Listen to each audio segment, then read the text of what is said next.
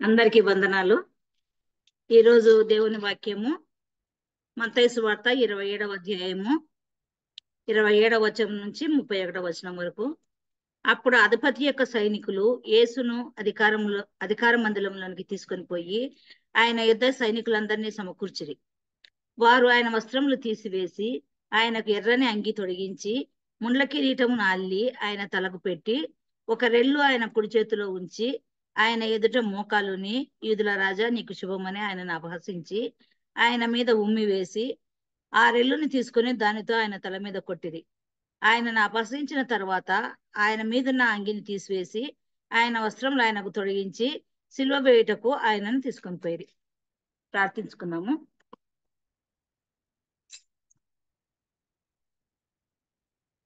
ప్రభా, మా నాయన, మా తండ్రి యేసయ్య, ఈ రాత్రికాల సమయంలో తండ్రి ప్రభా చిన్న మందగా చేరి నిన్ను స్థుతించడానికి, కీర్తించడానికి, ధ్యానించడానికి ఇచ్చిన భాగ్యం నిమిత్తం నీకు వేలాది వేల స్తోత్రం తండ్రి ప్రభా. నాయన నేను ఏ పాటి దాన్ని తండ్రి ప్రభా నీ వాక్యం చెప్పడానికి తండ్రి ప్రభా అయినా దయతో క్షమించండి తండ్రి ప్రభా, క్షమించండి నాయన తండ్రి ప్రభా. పాపినైనా నన్ను తండ్రి నాయన రక్షించుకుని తండ్రి ప్రభా నాయన విశ్వాసుల ఎదుటి నాయన తండ్రి ప్రభా మీ వాక్యం చెప్పడానికి మీ నోటి బురగా నన్ను వాడుకున్న విధానం నిమిత్తం మీకు వేలాది వేల స్తోత్రం తండ్రి ప్రభా.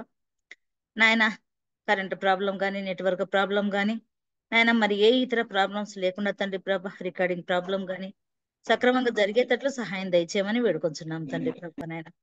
నాయన ఈ నేను చెప్తున్నా తండ్రి ప్రభా మీ ఆత్మ నాలో ఉంచి తండ్రి ప్రభా నాయన మీ బురగా నన్ను వాడుకోనమని తండ్రి ప్రభా నేను చెప్తున్నా నాయన ప్రభ మీ వాక్యాన్ని తండ్రి ప్రభ నాయన వ్యర్థంగా పోనీయకుండా తండ్రి ప్రభ వినగల చెవులు, గ్రహించగల మనసు, ఆచరించగల నాయన ఆత్మను దయచేయమని నాయన మరి ఒకసారి తండ్రి ప్రభ నేను తగ్గించుకొని మిమ్మల్ని హెచ్చిస్తూ తండ్రి ప్రభ నాయన మిమ్మల్ని మహిమపరుస్తూ తండ్రి ప్రభ నాయన ఈ కొద్ది నాయన ప్రభ నా మాటలు తండ్రి ప్రభ దీవించి ఆశ్రయించి కాపాడమని యేసయ్య అతి పరిశుద్ధ నామమున అడిగి బ్రతిమాలి వేడుకొంచున్నాం తండ్రి.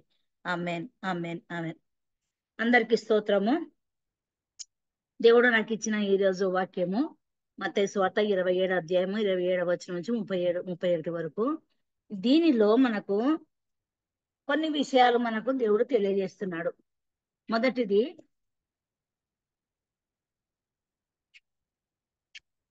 ఏమంటున్నాడు ఇక్కడ? అధికార మందిరంలోనికి యేసును తీసుకొని పోయినారు. తర్వాత అక్కడ సైనికులందరినీ సమకూర్చినారు. ఎక్కడ యేసుక్రీస్తు పారిపోతాడో ఏమోని అధికారులందరినీ సమకూర్చినారు. తర్వాత ఆయన వస్త్రములన్నీ తీసివేసి ఆయనకు ఎర్రని అంగీని తొడిగించినారు. తర్వాత ముండ్ల కిరీటం మళ్ళీ ఆయన తలకు పెట్టి ఒక రెల్లు ఆయన కుడి చేతి నుంచి ఆయన ఎదుట మోకాళ్ళని యూదుల రాజా నీకు శుభమని ఆయనను అపహసించినారు. ఆయన మీద ఉమ్మి వేసినారు.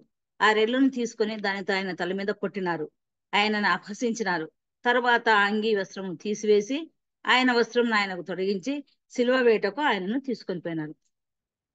దీంట్లో చాలా విషయాలు ఉన్నాయి. మనం మాత్రము ఒక్కటి తీసుకుందాము. ముళ్ళ కిరీటము. మనకి ఇంతకుముందు సినిమా కూడా వచ్చింది ముళ్ళ కిరీటం అని. అటువంటి ముళ్ళ కిరీటం గురించి మనము ఈరోజు ధ్యానిస్తాము. ఇక్కడనేమో ఆయన వస్త్రాలు, యేసుక్రీస్తు వస్త్రాలు తీసివేసి ఎర్రని అంగీని తొడిగించినారు అని అన్నారు. ఎర్రని, ఊదా రంగు అంగి ఇవి రాజరికానికి గుర్తు, అధికారానికి గుర్తు, తర్వాతనేమో ఐశ్వర్యానికి గుర్తు. ఊదా రంగు పొడిని తయారు చేస్తుందని లూదియా గురించి మనము కొత్త నిబంధన గ్రంథంలో చదివినాము. ఆ విధంగా రాజుల ఇంటికి ఊదా రంగు కర్టన్స్ వేసినారని మనం విన్నాము. ఆ విధంగా ఎరుపు, ఊదా రంగు రాజరికానికి, ఐశ్వర్యానికి గుర్తు. అటువంటి ఐశ్వర్యానికి గుర్తు అయిన రంగును, అంగీని యేసుక్రీస్తుకు తొలగించినారు. ఇక్కడనేమో రాజులకు వేసిన అంగి తొడిగించలేదు, ఆ రంగు అంగిని తొడిగించినారు. మక్మల్ గుండ గాని, తర్వాత వెల్వెట్టు గుడ్డ గాని అటువంటిది ఖరీదైన లెనిన్ వస్త్రాన్ని గాని తొడిగించలేదు, మామూలు అంగిని తొడిగించినారు. తర్వాత ఆయన తలకు ముండ్ల కిరీటం నల్లి ఆయన తలకు పెట్టి పెట్టినారు. కిరీటము మామూలు రాజుల చేసుకునే కిరీటం కాదు పెట్టింది. బంగారు కిరీటం గాని, వజ్రాల కిరీటం గాని, వెండి కిరీటం గాని, లేకపోతే విక్టరీకి నిదర్శనమైన ఆలివాకుల కిరీటాన్ని కానీ ఇక్కడ పెట్టలేదు. ముళ్ళ కిరీటాన్ని పెట్టినారు. తర్వాత ఒక రెల్లు ఆయన కుడి చేతిలో ఉంచి ఒక రెల్లును ఆయన కుడి చేతుల్లో ఉంచినారు. ఒక రెల్లు అంటే ఇంకా చెప్పాలంటే మనకు చీపురు ఉంటుంది కదా ఇంట్లో, దాంట్లో ఒక ఆ పార్ట్, ఒక భాగం అవన్నీ కూర్చి ఒక చీపురుని చేస్తారు. అంటే చివరన ఆ ఒకలాగా ఇట్లా వైట్ వచ్చి ఇట్లా ఉంటుంది. అది మనకు తెలుసు, గడ్డి ఆ ఆకు లాగా ఉంటుంది, గడ్డి చెట్టు లాగా ఉంటుంది, పొడుగు ఉంటుంది. పువ్వు పూసినప్పుడు ఒక రెల్లు లాగా ఉంటుంది అనమాట. అది చిన్నప్పుడు కూడా ఆటలాడుకుంటా ఉంటాం మేము వాటిని తీసుకొని. అది ఆ రెల్లును ఆయన చేతిలో ఉంచి ఆయన ఎదుట మూకాలుని, యూదుల రాజా నీకు శుభమని ఆయనను అపహసించినారు. ఆయన మీద ఉమ్మి వేసినారు. ఆ రెల్లును తీసుకొని ఆయన తల మీద కొట్టినారు. ఈ ఊదా రంగు వస్త్రాలు లేదా ఎరుపు రంగు వస్త్రాలు, కిరీటము లేదా ఆ చేతికి ఇచ్చిన రెల్లు, ఇవన్నీ దేనికి గుర్తుగా వాళ్ళు ఇక్కడ పెట్టినారంటే రాజుకు గుర్తుగా పెట్టినారు. ఇక్కడ ఎందుకు రాజుకు గుర్తుగా ఆయనకు పెట్టినారు అని అంటే, ఇంతకు ముందు సభలో మనకు అదే జరిగింది. నువ్వు యూదుల రాజువా అని ఎక్కడో యూదుల రాజుగా చెప్పినాడని చెప్పేసి, నువ్వు యూదుల రాజువా అని అడిగినందుకు నువ్వు అన్నట్టే అని అన్నారు. అందుకు ఓహో ఈయన యూదుల రాజు అని అపహసించడానికి ఆయనకు ఈ ఎరుపు రంగు వస్త్రాలు, ముళ్ళ కిరీటము, తర్వాత రాజదండం లాగా ఈ రెల్లును ఆయన చేతికి ఇచ్చినారు. కాబట్టి ఈయన ఈ వేషధారణ చూస్తా ఉంటే ఒక రాజుకు వేసినట్లు వేసినారు. ఈయన రాజు కాడా? యూదుల రాజు కాడా? మనము మత్తయి సువార్త, లూకా సువార్త మొదటి అధ్యాయంలో చదివినప్పుడు జ్ఞానులు వచ్చినారు, యూదుల రాజుగా పుట్టినవాడెక్కడా అని. అప్పుడు మొట్టమొదట నక్షత్రం వచ్చింది. ఒక నక్షత్రం, కొత్త నక్షత్రం పుడితే ఒక అద్భుతం జరిగినట్లు, ఒక రాజు పుట్టినట్లు గుర్తుగా మనకు కూడా చాలా మందికి తెలుసు. అదే ఒక నక్షత్రము రాలిపోతే ఎవరో ఒకరు పెద్ద ఐశ్వర్యవంతులు, ధనవంతులు, రాజులు చనిపోతారు అనే దానికి గుర్తు. ఇక్కడ ఒక కొత్త నక్షత్రం పుట్టింది. అందుకు వాళ్ళు దాన్ని ఎంటబడి చూస్తూ వచ్చినారు. జ్ఞానులకు తెలుసు రారాజు, రక్షకుడు, మెస్సయ్య పుడతాడు అని జ్ఞానులకు తెలుసు. వాళ్ళ శాస్త్రంలో ఉంది. అది తెలుసుకొని వచ్చినారు. యూదుల రాజుగా పుట్టిన వాడెక్కడా అని కనుక్కోడానికి అని ఆ యూదయ ప్రాంతానికి వచ్చి హేరోదు రాజు దగ్గరికి వచ్చి అడిగినారు. హేరోదు రాజుకి అర్థం కాలేదు. యూదుల రాజు నేనుండగా ఇంకొక రాజు పుట్టడం ఏంది అనుకున్నాడు. కానీ ఆయన కూడా డౌట్ ఎందుకు, జ్ఞానులు అంత దూరం నుంచి వచ్చినారు కదా, far away from this place అని వాళ్ళని ఏం చేసినాడు, వాళ్ళని పరిశీలన శాస్త్రం పిలిచి అడిగితే వాళ్ళు చెప్పినారు, అవును బెత్లెహేమ యూదా ప్రాంతాలను ఎంత మాత్రము అల్పమైన దానవు కావు అని ఆ లేఖనాలలో ఉంది అని చెప్పినాడు. అప్పుడు యూదారాజుకు వణుకు పుట్టింది, హేరోదు రాజుకు వణుకు పుట్టింది. ఓయమ్మ, ఈయన నా సింహాసనాన్ని ఎక్కడ లాగేసుకుంటాడు? యూదారాజు, హేరోదు రాజు వయసు ఎక్కడా? యూదుల రాజుగా పుట్టిన యేసుక్రీస్తు వయసు ఎక్కడా? ఈయన యేసుక్రీస్తు వచ్చేటప్పటికంతా యూదారాజు హేరోదు రాజు ఉంటాడా? అయినా కూడా భయం పుట్టింది. నా వారసులకు రాకుండా ఈయన ఎవరో కొత్త రాజు అంట వచ్చినాడంట అని చెప్పేసి సంవత్సరం నుంచి 2 ఏళ్ల వరకు పిల్లలందరినీ చంపించేసినాడు. వీళ్ళు జ్ఞానులనేమని చెప్పినాడు, మీరు పోయి ఆయనను రొక్కి నేను కూడా వచ్చి మొక్కడానికి నాకు తిరిగి వచ్చి వార్త చెప్పండి ఆయన ఎక్కడున్నాడు అని చెప్పినాడు. కానీ దేవుడు దూత ఆయనకు జ్ఞానులకు కళ్ళ కనపడి మీరు వేరే రూట్న పోమంటే వాళ్ళు వేరే రూట్లో పోయినారు.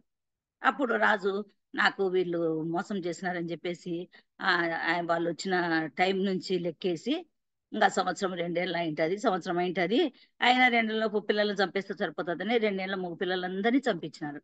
రామాల అంగలార్పు వినపడినా అది కూడా ప్రవచనం ప్రకారం నెరవేరింది. కాబట్టి ప్రవచనాల నెరవేర్పే యేసుక్రీస్తు పుట్టడము. తర్వాతనేమో గొల్లలు కూడా చెప్పినాడు, లోకరక్షకుడు, లోకానికి రక్షించేవాడు, క్రైస్తవులకని కాదు, లేకపోతే యూదా ప్రజలకని కాదు, ఇశ్రాయేల్ ప్రజలకని కాదు, లోకరక్షకుడు మీ కొరకు పుట్టి ఉన్నాడు, దానికి ఇదే మీకు ఆనవాలని చెప్పినాడు. లోకరక్షకుడు, రారాజు, లోకాలు లేని రాజు ఎట్లా పుట్టినాడు? రిక్తుడిగా పశువుల శాఖలలో పుట్టినాడు. ఎవరి కోసము? నీ కోసము, నా కోసము. మనల్ని ఐశ్వంతులను చేయాలని, మనమని ధనవంతులను చేయాలని తనను తాను రిక్తునిగా చేసుకొని పరలోకము ఒక భాగ్యముగా ఎంచకుండా ఈ భూమి మీదకి వచ్చి పశువుపాకలో జన్మించినాడు. ఆయన రాజు కాదా? రాజే. మరి ఆయన రాజ్యం చేసినాడా? రాజరికం చేసినాడా? మళ్ళీ ఎందుకు ఆయన యూదుల రాజు అని ఎందుకు చెప్పుకున్నాడు? ఎందుకు యూదుల రాజు నువ్వు అన్నప్పుడు నువ్వు అన్నట్లేని ఎందుకు అన్నాడు ఆ అధిపతితో, పిలాతుతో? ఎందుకంటే ఆయన రాజ్యము ఇహలోక సంబంధమైన రాజ్యం కాదు, ఫిజికల్ రాజ్యం కాదు అది. ఆయన రాజ్యము పరలోక సంబంధమైన రాజ్యము, ఆత్మల రాజ్యము, మన ఆత్మలను ఏలే రాజ్యము. ఆయన ఒక యూద ప్రాంతానికి రాజుకు కాదు, ఆయన ప్రపంచానికి, లోకానికంతా రాజు ఆయన. ఇప్పుడు క్రైస్తవత్వము లేని దేశం లేదు. ప్రతి ఒక్క దేశంలో క్రైస్తవత్వం ఉంది. రారాజు యేసుక్రీస్తు అందరి హృదయాలలో ఉన్నాడు. ఆయన ఏలుతూ ఉన్నాడు, మన హృదయాలందరినీ ఏలుతూ ఉన్నాడు. కాబట్టి ఆయన యూదులకు ఒక్కడే కాదు రాజు, ప్రపంచానికి అంతటికీ రాజు. కాబట్టి ఆయన రాజు అని చెప్పినందుకు వీళ్ళు ఏం చేసినారంటే పరిహసించి ఆయనను ఏం చేసినాడు, ఓహో నువ్వు రాజు అని రాజుల వస్త్రాన్ని తొడిగినారు. తొడిగి ముళ్ళ కిరీటం నల్లి పెట్టినాడు. కిరీటము ఎవరికి గుర్తు? రాజులకు గుర్తు. అధికారానికి, దర్పానికి, పాలనకు, తర్వాత ఇంకా రాజ్యానికి, రాజ్యాధికారానికి గుర్తు. ఆ గుర్తుగా ఆయనకు ఆ ముండ్ల కిరీటము, ఇదే నీకు సరియైన కిరీటము అని ముండ్ల కిరీటము ఆయనకు పెట్టినారు. మనము అనేకమైన కిరీటాలు మనం చూస్తూ ఉంటాం. తర్వాత miss India, miss universe, miss world, లేదా మిస్టర్ ఇండియా, మిస్టర్ వరల్డ్ అని వీళ్ళకు ఒక ఇక్కడ పట్టి వేస్తూ ఆ కిరీటాన్ని ధరిస్తారు. వజ్రాల కిరీటము, బంగారు కిరీటము, రకరకాలైన కిరీటాలు ధరింపజేస్తారు. ఇంకా ఒలింపిక్స్ లో ఆలివ్ ఆకులతో తయారు చేసిన కిరీటాన్ని పెడతారంట, విక్టరీకి గుర్తుగా. విక్టరీ, జయానికి గుర్తుగా పెడతారు. రాజులకు గుర్తు కూడా ఆయన రాజ్యాన్ని జయించినాడు అనే దానికి గుర్తుగా పెడతారు. తర్వాతనేమో పెళ్లి కూతుర్లకు కిరీటాన్ని పెడతారు, రీత్ అని. పెళ్లి కూతుర్ని దేవుడు ఏమన్నాడంటే సంఘాన్ని వధువు సంఘము అన్నాడు.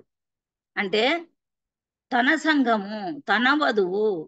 యేసుక్రీస్తు వధువు అయితే మనము సంఘం అంతా వరుడైతే మనము వధువు అని దేవుడు మనల్ని సంబోధించి పెళ్లి కూతుర్లకు రీత్ అనేది పెడతారు. అంటే దేవుని సొత్తు, నేను దేవుని సొత్తు అని గుర్తుగా పెడతారు. ఆ విధంగా ముళ్ళ కిరీటం అంటే ఇంకొకటి గుర్తుకొస్తుంది. ఇంగ్లాండ్ దేశపు రాణి కిరీటము ప్రతి సంవత్సరం, ప్రతిసారి రాజులు రాణులు రాజరికం మారేటప్పుడు పెడతారు. మన ఎలిజబెత్ రాణి చనిపోయినప్పుడు కూడా ఆయన కొడుకుకు చార్లెస్ కు ఆ కిరీటాన్ని పెట్టినారు. మన కోహినూరు వజ్రం కూడా దాంట్లో ఆ కిరీటంలో పొదగబడింది, వజ్రాల కిరీటం అది. మనమందరం టీవీలలో కూడా చూసినాం. ఆ విధంగా ఇంకా ఈ దేశాలలో, కొన్ని దేశాల్లో రాజరికాలు ఉన్నాయి. ఆ విధంగా రాజులకు గుర్తుగా ఆ కిరీటాన్ని పెడతారు. కానీ ఇక్కడ మన రారాజుకు ఆయనకి ఏమి కిరీటం పెట్టినారు? ముండ్ల కిరీటం పెట్టినారు. అదొక కిరీటము, నువ్వు రాజువు అని హేళన చేయడానికి పెట్టినారు, అవమానం చేయడానికి పెట్టినారు, అపహసించడానికి పెట్టినారు, గేలి చేయడానికి పెట్టినారు ఆ ముళ్ళ కిరీటం. ముళ్ళే ఎందుకు పెట్టాలా? ఆ ముళ్ళన్నీ మనం చేసిన పాపాలు, మన పాపాలకు గుర్తు, మనము పొందిన శాపానికి గుర్తు. అవన్నీ యేసుక్రీస్తుకు ముండ్లయ్యి ఆ కిరీటం మీద ధరింప చేసినారు. దానికి గుర్తుగా ఉంది. ఆ ముళ్ళ కిరీటాన్ని పెట్టి ఊరికేనే ఉండలేదు, దాన్ని అదిమి రక్తము, అది దాన్ని ముళ్ళ కిరీటానికి వాడిన ముళ్ళు జిజుఫస్ స్పైనా అనే ఒక జాతి ముళ్ళ పొదకు చెందినది. మన మన మన భారతదేశంలో ఎకేసియా అరబికా అంటారు అనమాట. అది యూఫర్బియాసి కుటుంబానికి చెందింది. అది దాన్ని యూఫర్బియా మిల్లి అని కూడా అంటారు. యేసుక్రీస్తు కిరీటానికి తయారు చేసినారు కాబట్టి ఆ ప్రత్యేకమైన ఆ పొదకు, లేదంటే ఆ ముళ్ళ పొదకు జిజుఫస్ స్పైనా క్రిస్టీ అని పేరు పెట్టినారు అనమాట.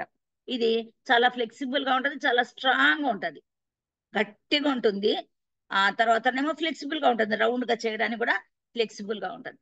దాని ముళ్ళు 3 ఇంచుల పొడవు ఉంటాయంట, 2 ఇంచుల మందంలో ఉంటాయంట. చాలా షార్ప్ గా ఒక మేకుల్లాగా ఉంటాయంట.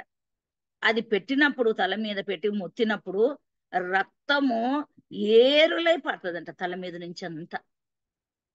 తర్వాతనేమో ఆ మనకు కొంచెం తలనొప్పి లేస్తేనే మనం తట్టుకోలేం, అల్లాడిపోతాం అనమాట.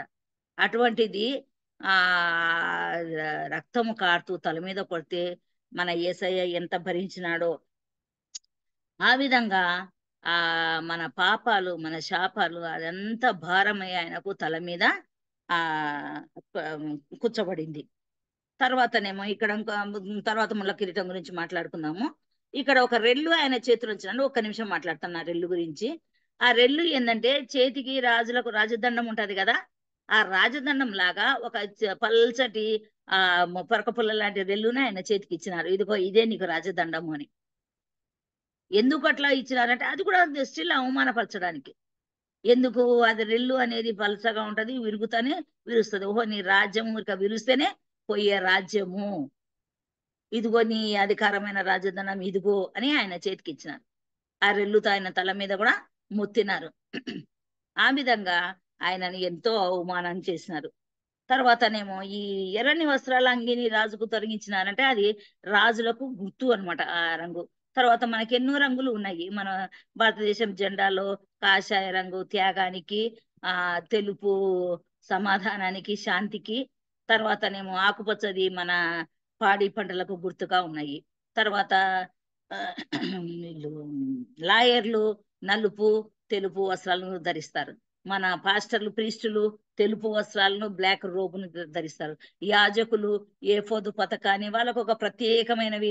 మనకు పాత నిబంధన గ్రంథంలో చూస్తే ఏ విధంగా దానిమ్మ గంటలు అవన్నీ పెట్టుకోవాలా, అవన్నీ పెట్టిన అనమాట. ఆ గంటలు దేని గుర్తు, ఆ ప్రధాన యాజకుడు తప్ప ఎవరు కూడా పరిశుద్ధ స్థలానికి పోకూడదు. అక్కడ ఆ శబ్దం అయితా ఉంటాయి. ఎప్పుడైతే శబ్దం ఆగిపోయిందో దేవుడు కోపించి ఆయన మరణించినాడో ఏమనే దానికి గుర్తుగా ఆ గంటలు అవన్నీ పెట్టింటారు. ఈ విధంగా ఆ కలర్స్ కూడా ఆ దానిలకు గుర్తుగా ఉంది. ఇక్కడనేమో రాజరికానికి, దర్పానికి, తర్వాతనేమో రాజ్యానికి ఇది గుర్తుగా ఉంది. తర్వాత రెల్లు అనేది రాజదండం. రాజదండం మనం చాలా చోట్ల చూస్తాం. దండం, నీ దండమును నన్ను ఆదరించును అని మనకు కీర్తనలు 23వ అధ్యాయంలో ఉంది. అంటే దేవుని దండం అది. తర్వాతనేమో ఆ షెపర్డ్స్ ఒకలాంటి దండాన్ని పట్టుకుంటారు. అది పైన ఆ వంకగా ఉంటది. అది వాళ్ళను ఆ గ- గొర్రెలను కాల్చడానికి తీసుకొని పెద్ద కూడా చేస్తారంట. ఏవైనా కుక్కలు అవి ఏదైనా వాళ్ళ మీదకి వచ్చి ఏదైనా చేసినప్పుడు వాటితో కొట్టడానికి. తర్వాతనేమో ఆకులను దానితో తుంచి ఆ గొర్రెలకు ఆ మేపడానికి. తర్వాతనేమో అది శబ్దం చేసుకుంటూ పోతే ఏవైనా పాములు అటువంటి విష సర్పాలు ఉంటే గన ఆ వైబ్రేషన్స్ కు దూరం పోవడానికి. ఆ విధంగా అనేక రకాల ఆ చేతి దండాలు ఉన్నాయి. ఊతకర్రలు, ముసలోళ్ళు ఊతకర్రలాగా పట్టుకొని చేస్తుంటారు. ఆ ఊతకర్రలు ఉన్నాయి. ఆ విధంగా ఉంటాయి అన్నమాట. మనం రాజదండం ఎక్కడ చూస్తామంటే ఆ ఎస్తేరు గ్రంథంలో చూస్తాం.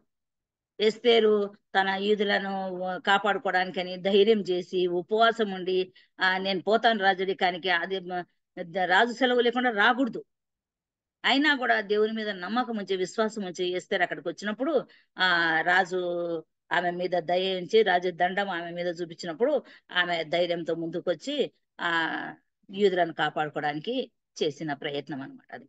ఆ విధంగా రాజదండంగా ఇక్కడ రెల్లుని ఇచ్చినాడు అనమాట. మనము మళ్ళా మన ముళ్ళ కిరీటంకు పోతే, ఈ ముళ్ళ కిరీటం ఎందుకు పెట్టినారు, ఇక్కడనే ఇచ్చినాడు మనకు అపహసించడానికి, ఉమ్మి వేయడానికి. మళ్ళా ఆయన ముందు మోకాళ్ళు ఉన్నారంట. రాజుల ముందు మోకాళ్ళు ఉంటారు కదా, రాజా శుభం అని. రాజు వస్తా ఉండే కన్నా రాజు వచ్చా బహుపరాక్ బహుపరాక్, రాజు నూరేళ్లు వర్ధిల్లు గాక, రాజుకు శుభమగ్గు గాక అని చెప్పుకుంటూ వస్తారు కదా. ఆ విధంగా ఎగతాళి కోసమని ఆయన ముందు మోకాళ్ళుని ఏం చేసినారు, యూదుల రాజా నీకు శుభము అని చెప్పి ఆయనను అపహసించి ఆయన మీద ఉమ్మి వేసినారు. కాబట్టి ఈ కిరీటం అనేది ఆ ఇది అవమానించడానికి గుర్తుగా ఉంది. తర్వాతనేమో ఆ మన పాప శాపాలకు గుర్తుగా ఉంది. తర్వాతనేమో అది తృణీకరించబడిన ఆ కిరీటానికి గుర్తుగా ఉంది. తర్వాతనేమో అది తృణీకరించబడిన గుర్తుగా కిరీటానికి గుర్తుగా ఉంది. పేతురు తృణీకరించినాడు యేసయ్యని. యేసయ్యనేమన్నాడు, నేను చనిపోయినా చనిపోతాను కానీ నిన్ను తెలియను అని నేను అనను అని ఒట్టు పెట్టుకున్నాడు. అప్పుడు దేవుడేమన్నాడు, ఆ పేతురు, నువ్వు నేను చనిపోక ముందు 3 సార్లు నన్ను ఎరగను అని అన్నాడు అంటావు కొడుకు ఇయ్యక ముందని చెప్పినాడు. లేదు ప్రభు నేను చెయ్యనన్నాడు. కానీ ఏం చేసినాడు, లాస్ట్కు దేవుని తృణీకరించి ఆ చిన్నది, నువ్వు ఆ గుంపులో ఉన్నాను అంటే, లేదు ఆయన ఎవరో నాకు తెలియదు అని ఒట్టు పెట్టడానికి కూడా ఆయన చేసినాడు. ఆ విధంగా పేతురు దేవుని తృణీకరించినాడు. తర్వాత దేవుని సిలువ వేసేటప్పుడు ఇక్కడనే ఉంది, ఆయన అందరూ పారిపోయినారు. ఆయన దగ్గర ఉండకుండా ఆ శిష్యులందరూ ఆయనను విడిచి పారిపోయినారు. కాబట్టి ఇక్కడ కూడా దేవుడు శిష్యులతో సదాకాలము వాళ్ళతో ఉన్నాడు, అనేక అద్భుతాలు చేసినాడు. అయినా కూడా ఆయనకు భయపడి సిలువ వేయడానికి ఎప్పుడైతే ఆయనను తీసుకోవడానికి పోవడానికి చేసినారో అప్పుడు వెంటనే అక్కడ ఉన్న శిష్యులందరూ పారిపోయినారు, అక్కడ ఉండకుండా పారిపోయినారు. తర్వాతనేమో ఆయన ఎంతో అందమైన వాడు. ఇది ఎవరి చేత తృణీకరించబడినాడు? తన స్వజనుల చేతనే తృణీకరించబడినాడు, తన శిష్యుల చేత తృణీకరించబడినాడు. తర్వాత ఇస్కరియోతు యూదా 30 వెండి నాణాలకు ఆయనను తృణీకరించినాడు, అమ్మినాడు. అంటే యేసు ప్రభు దేవాది దేవుడు, రక్షకుడు, మెస్సియా యొక్క వెల 30 వెండి నాణాలలాగా ఖరీదు చేసినాడు ఇస్కరియోతు యూదా. మనం ఏ విధంగా చేస్తున్నాం యేసు ప్రభును? తర్వాత ఈ 30 వెండి నాణాలకు ఈయన ఇచ్చేసినాడు. కానీ మన మరియా మార్తవక్క వాళ్ళ సిస్టర్ ఏం చేసింది, అత్తరు జటామాంసిని ఎంతో వెలకు కొని ఆయన పాదాలకు పూసింది, తల వెంట్రుకలతో తుడిచింది. వచ్చిన కాడ నుంచి ఆయన పాదములను ముద్దు పెట్టుకుంటూనే ఉంది. అందరూ ఏంది ఒక స్త్రీ వచ్చి ఇట్లా చేస్తా ఉంటేందని అని అభ్యంతరం చేసినారు. ఇస్కరియోతు యూదా కూడా ఆ డబ్బు అమ్మి బీదలకు ఇస్తే బాగుంటది కదా అంటే, దేవుడు అన్నాడు, బీదలు ఎల్లప్పుడూ మీతో కూడా ఉంటారు కదా, నా భూస్థాపన నిమిత్తము ఈమె ఈ అత్తరును వేసింది, ఆమెను ఈ అభ్యంతరం పెట్టొద్దండి, ఇది ఎక్కడైతే సువార్త ప్రకటించబడుతుందో అక్కడంతా ఆమెను గుర్తు చేసుకుంటారు అని చెప్పినాడు దేవుడు. కాబట్టి ఆమె దేవుణ్ణి నిజమైన దేవుడుగా ఎరిగింది. తర్వాత మన పాపాలను శాపాన్ని మోసిన కిరీటము పాప పరిహారార్థ బలిగా ఉంది. మనం లేవికాండం చూస్తే లేవికాండము 11వ అధ్యాయం నుంచి 13వ అధ్యాయం వరకు ఈ బలులే ఉన్నాయి. 5 రకాల బలు ఉన్నాయి. పాప పరిహారార్థ బలి, అపరార్థ బలి, పరిహారార్థ బలి, దహన బలి, ఈ విధంగా 5 బలులు ఉన్నాయి. ఈ బలులు ఒక్కొక్క బలికి ఒక్కొక్క రకమైన పశువును, తర్వాత పక్షులను, వీటిని ఉపయోగించేవాళ్ళు. అది నిష్కలంకమైన, నిర్దోషమైన, తర్వాత కుంటి గుడ్డి అట్లా ఏమి లేనిది, ఏడాది గొర్రెపిల్ల, ఆ విధంగా దానికి అనేక పరీక్షలు నిర్వహిస్తపడుతుంది. ఆ పశువులు చనిపోయినా కూడా ఆ పాపాలు మళ్ళీ తిరిగి వస్తూనే ఉంటాయి. మళ్ళీ ఆ పాపాలకు మళ్ళీ ప్రాయశ్చితంగా మళ్ళా బలు నిర్పించాల. కానీ ఇక్కడ మాత్రము మన యేసయ్య ఒకటేసారి మన పాపాలన్నిటికీ బలి అయిపోయినాడు. ఆయన వ్యసనాక్రాంతుడుగా మార్చబడినాడు. తర్వాతనేమో యెషయా 53వ అధ్యాయంలో ఇవన్నీ ఉంటాయి మనకు. తర్వాత ఆయన 10,000లో అతి సుందరుడు అయినా కూడా సొగసైనను స్వరూపమైనను లేకుండా అయిపోయినాడు ఆయన. తర్వాత లేత మొక్క ఒలే ఉన్నట్టు ఆయన వడలిపోయినాడు. తర్వాత ఆయన పొలము, ఆయన శరీరము, వీపు దున్నబడింది. నాగలితో చాలు ఏ విధంగా దున్నుతారో ఆ విధంగా దున్నబడింది. తర్వాతనేమో అప్పమొలే కాల్చబడింది. ఆ ఎండలో ఈడ్చబడినాడు, ఆ కొండలలో ఆ రాళ్ల మధ్యన ఆయన అప్పమొలే కాల్చబడినాడు. ఈ అప్పం కూడా మనకు పాత నిబంధన గ్రంథంలో దేవునికి అర్పించిన అప్పాలలో సాదృశ్యంగా ఉంది. ఆ విధంగానే వదకు తేబడిన గొర్రెపిల్ల ఏ విధంగా మౌనంగా ఉందో ఆ విధంగా ఈయన కూడా మౌనంగా ఉన్నాడు. ఏమీ కూడా ఈయన అనలేదు. తర్వాత యూదా ఇస్కరియోతు యూదాకు దేవుడు సమయం ఇచ్చినాడు. దేవా నేనైనా బొతకుడా నేనేనా అంటే నువ్వన్నట్టే అన్నాడు. అంటే అప్పుడైనా పోయి ఆయన పశ్చాత్తాపడతాడేమో అనుకున్నాడు, కానీ యూదా పడలేదు.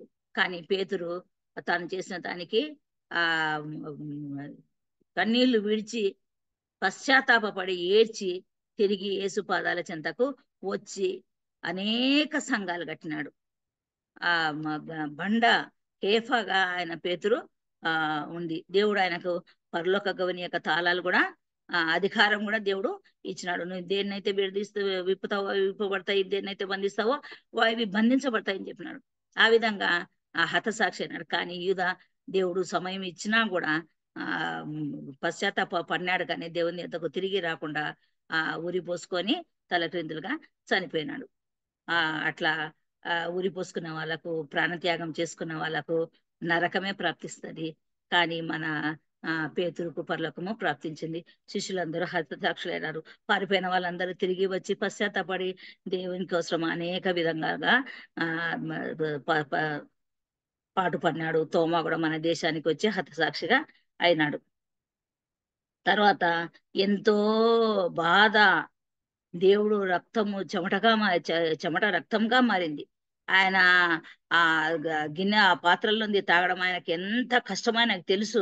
అందుకనే దేవునికి ఏమన్నాడు, దేవా ఈ గిన్నెను నా యుద్ధ నుండి తొలగించుము, అయినను నా చిత్తం కాదు నీ చిత్తమే అన్నాడు.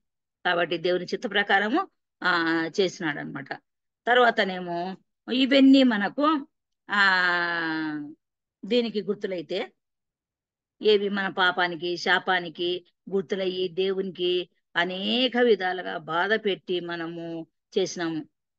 ఆనాడు యూదులు కాదు దేవుని బాధ పెడతాయి. ఈనాడు మనము తిరిగి ప్రతిరోజు మన పాపాల ద్వారా, మన పాపపు తలంపుల ద్వారా, ఇందాక ప్రియదర్శిని పాడింది కదా, మన పాపపు తలంపులే ముళ్ళ కిరీటమై దేవునికి శిరంపై ఉంచి రక్తము కార్చేలాగా చేసింది. కాబట్టి నువ్వు తిరిగి ఇంకా ఇప్పటికి కూడా ప్రతిరోజు నీ తలంపుల ద్వారా దేవునికి ముళ్ళ కిరీటము పెడుతున్నావా నువ్వు ఆలోచించుకోవాలా.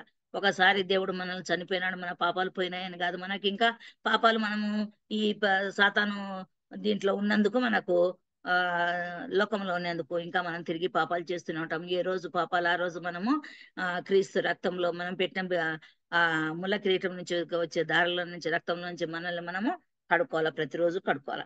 ఈ ముళ్ళు మర్చిపోయినాను చెప్పడానికి మొదట్లోనే చెప్పాలి. ఇవి దేనికి సాదృశ్యంగా ఉంది అంటే కనుక మనకు ఓల్డ్ టెస్టిమెంట్ లో 3 దానిలకు సాదృశ్యంగా ఉంది. ఆదికాండము 3వ అధ్యాయంలో దేవుడు సాతాను చేత మోసగించబడిన మానవుని ఏం చేసినాడు, శపించినాడు. నువ్వు కష్టపడి సేద్యం చేసి భూమిని సేద్యం చేస్తావు అని చెప్పినాడు. హాయిగా తినండి అయ్యా అని చెప్తే ఏంటి వినకుండా వాళ్ళు సాతాను మాటలు వినేందుకు దేవుడు ఏం చేసినాడు, మీరు కష్టపడాలా అన్నాడు. అప్పుడు ఆదామును బట్టి ఏమైంది, భూమి కూడా శపించబడింది. నువ్వు ఎంత కష్టపడినా కూడా గచ్చ పొదలు ముళ్ళులు భూమి మొలిపిస్తుంది అని చెప్పినాడు.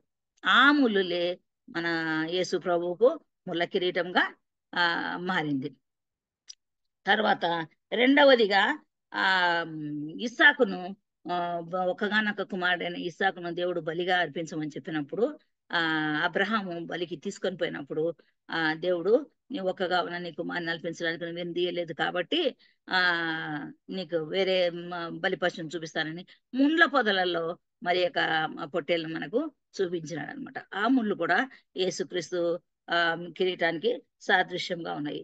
ఆ ముళ్ళ పొదలే యేసుక్రీస్తు కిరీటంకు ముళ్ళ కిరీటంగా ధరింపజేయడం అయ్యింది. తర్వాత ఇవి మనకు మనం చేసిన పాపాల వలన, మనం చేసిన శాపాల వలన, తర్వాత మనము దేవుని తృణీకరించడం వలన దేవుడు అపంగా మారడము, కాల్చబడము, వ్యసనాక్రాంతుడుగా మారడము, సొగసైన స్వరూపమైన లేనివాడుగా ఉండడం.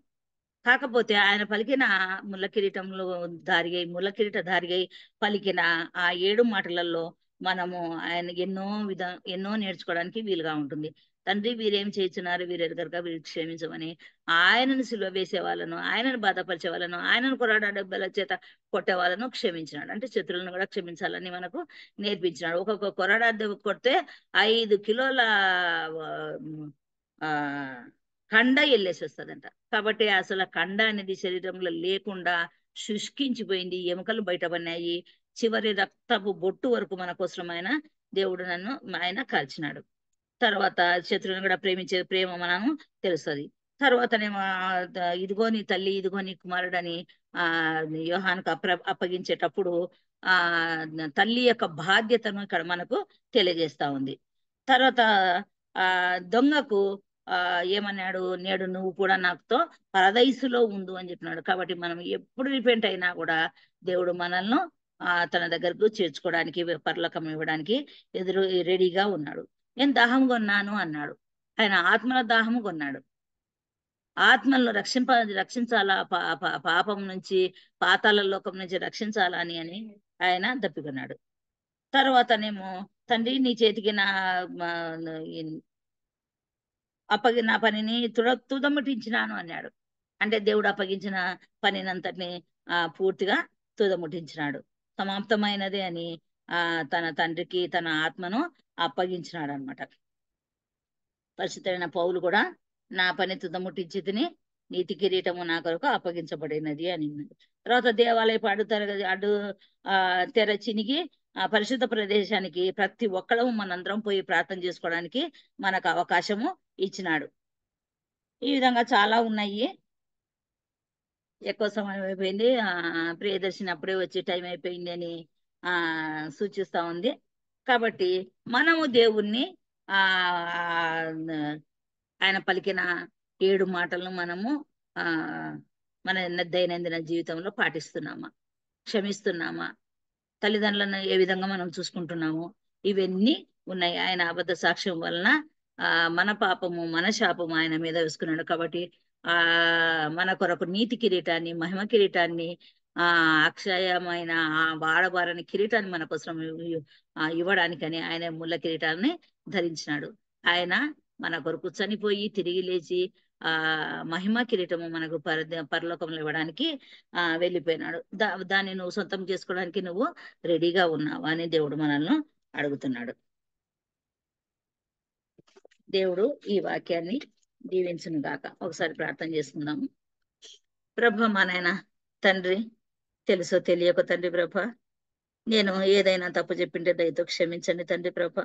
అయినా నా పాపాలను కూడా దయతో క్షమించండి తండ్రి ప్రభ. నా పాపము, నా శాపమే తండ్రి ప్రభ, ముళ్ళ కిరీటమై నాయన తండ్రి పైన మీ మీద నాయన మోపబడినది తండ్రి ప్రభ. క్షమించండి తండ్రి ప్రభ. నాయన ఇక్కడ వచ్చిన ప్రతి ఒక్క బిడ్డలను తండ్రి ప్రభ, పేరు పేరున తండ్రి ప్రభ, వారి యొక్క పాపములన్నింటినీ తీసివేయండి నాయన. ప్రతిరోజు ప్రతి క్షణము తండ్రి ప్రభ నాయన మీ శరీరచెంతకు వచ్చి తండ్రి ప్రభ, మా పాపాలు, మా శాపాల ద్వారా నాయన వేయబడిన నాయన మొత్తబడిన ముళ్ళ కిరీటము యొక్క రక్తాన్ని రక్తం ద్వారా మా పాపాలను కడుక్కునేటట్లు సహాయం దయచేయమని ఆయన ఈ రాత్రంతా మీరు తోడై ఉండమని, ఇక్కడ వచ్చిన ప్రతి ఒక్క బిడ్డను పేరు పేరున దీవించి ఆశ్రయించి కాపాడమని యేసయ్య అతి పరిశుద్ధ నామమున అడిగి బ్రతిమాలి వేడుకొంచున్నాం తండ్రి.